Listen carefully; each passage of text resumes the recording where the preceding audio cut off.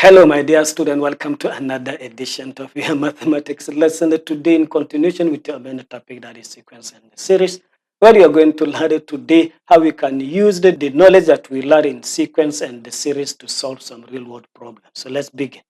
After completing the very lesson today, my dear student, will be able to solve the real-world problems using the concept of AP and using the concept of GP. This is what I hope you'll be able to do after completing the very lesson today. So as usual, my dear student, in your favorite segment of the lesson, that is maths expanded today, I'll give you another interesting property with the prime numbers, that is the square of prime numbers. When you take any prime number and divide it square, something interesting happens. I will explain what happens to this after completing my lesson today, so don't go away. To begin the lesson, my dear student, let me just move directly and take examples where we start with the very first example, which says a house which costs 2 million naira right now.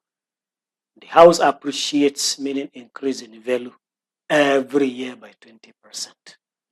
The question asked, what will now be the value of that same house but after 10 years? Solution to this very problem. What you now do, you look at it critically, analyze it, either as AP or GP. So looking at this, if this is the present value of the house and that house appreciates by 20%, 20% appreciation rate means 20% of the present value gives you the value next year. So this 20% is not 20% of same value, but of different values. So if the rate of increase is not constant, which means it's not an AP, so it can be GP. Let's just see it. So this gives us a GP where the first term of the GP will now be the 2 million, the present value. And the common ratio of that very GP is now 120 over 100. I have this 120 over 100 because it says 120% appreciation.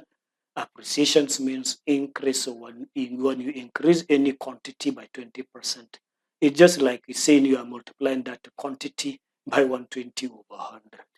This will now be the multiplicative factor that gives you the next term. So this is the common ratio. So term number 10, simply we are referring to this, the value of the house after 10 years. So we now use the formula for finding term at any position in a GP, where it says Tn equals to A multiplied by R raised to the power of n minus 1. So there we now wanted to find the term number 10. So in this case, my A is there as 2000, my R is 120 over 100. So substituting in this very formula, I now have T10, that is term number 10 equals to A, which is this 2 million, multiplied by R. R is what is in the bracket, that is 120 over 100. And that bracket raised to the power of n minus 1. N is now 10, so you have 10 minus 1 as the power. So if I continue, I will now simplify that power, that is 10 minus 1 gives you 9. And 120 divided by 100 gives you 1.2. So I'll now find using my calculator 1.2 raised to the power of 9. If that is done correctly, you now have 5.1598. So multiplying 5.1598 by this to 2 million correctly gives a result 10,313,600 naira. This will now be the value of the house after 10 years. So you can see this value, the house which is now just 2 million naira in 10 years time, it is now going to be, it is a value 10,313,600 naira. Let's just move and take another example.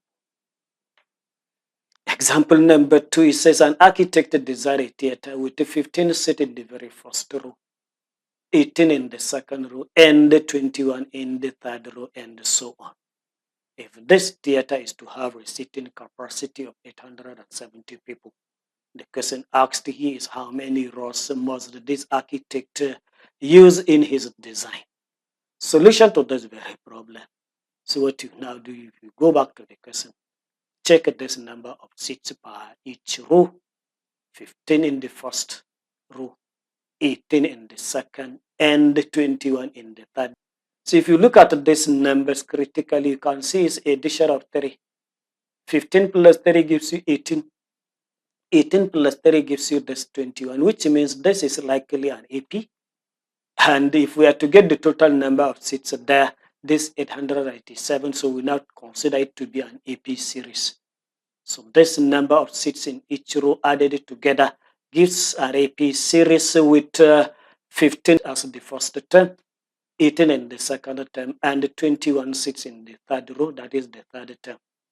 So if we add all this, it will give us this 870. This is the total number of seats we would like to have in that very theater. So what we asked to find is the number of rows. So which means I'll take this 870 as the sum of the very first n terms of this very series. So if I can get n, that will give me the number of rows in that very theater. So let me just move. So I now have A, the very first term as 15. The common difference as 3 is the constant number we are adding to get the number of seats in the next row. And we have the sum of the very first n terms, the total number of seats in that very theater, 870. So I now write down the formula, sum of our AP series, where we have SL equals to L over 2 multiplied by the bracket. Inside the bracket is 2a plus another bracket open inside it is n minus 1 multiplied by d. So I'll now substitute. The total number of seats is my Sn here, which I have here as 870. And n is what I'm trying to find. So substituting in there correctly, you now have 870 equals to L over 2 multiplied by open bracket. Inside the bracket is 2 times 15. I have replaced a by 15 plus another bracket open. Inside is n minus 1 multiplied that inner bracket by d, which is 3. So simplifying this correctly, you now have 870 equals to L over 2 multiplied by the bracket inside the bracket. 2 times 15 is what gives you this 30. And opening this inner bracket 3 times 1, 3 times n, that gives you 3n minus 3. So I continue. So next I'm going to do is to now collect the like terms. This 30 minus 30, that gives you answer 27. So what I'm going to do next is to cross multiply. This 2 times 870, that what gives you 1740 equals to n multiplied by the bracket inside the bracket is 227 plus the 3n, which I just copied here. So I continue. So I'll now expand this by multiplying what is in the bracket by this letter n. That gives me 1740 equals to 27n plus the 3n square.